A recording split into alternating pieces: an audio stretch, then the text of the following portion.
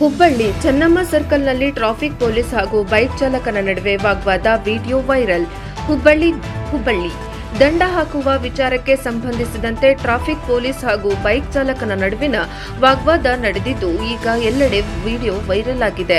ಹೌದು, ಹುಬ್ಬಳ್ಳಿ ಚೆನ್ನಮ್ಮ ಸರ್ಕಲ್ ಬಳಿ ಬೈಕ್ ಚಾಲಕನೊಬ್ಬ ಹೋಗುತ್ತಿರುವಾಗ ಟ್ರಾಫಿಕ್ ಪೊಲೀಸ್ ಒಬ್ಬರು ತಡೆದು ಡಾಕ್ಯುಮೆಂಟ್ ಚೆಕ್ ಮಾಡಿ ಹಳೆ ಕೇಸ್ ಚೆಕ್ ಮಾಡಿದ್ದಾರೆ.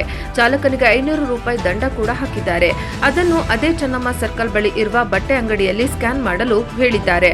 ಅದಕ್ಕೆ ವಾಗ್ವಾದಕ್ಕೆ ಇಳಿದ ಬೈಕ್ ಚಾಲಕ ಟ್ರಾಫಿಕ್ ಪೊಲೀಸರ ಜಗಳವಾಡಿದ್ದಾರೆ. ಈ ವಿಡಿಯೋ ಈಗ ವೈರಲ್ ಆಗಿದೆ.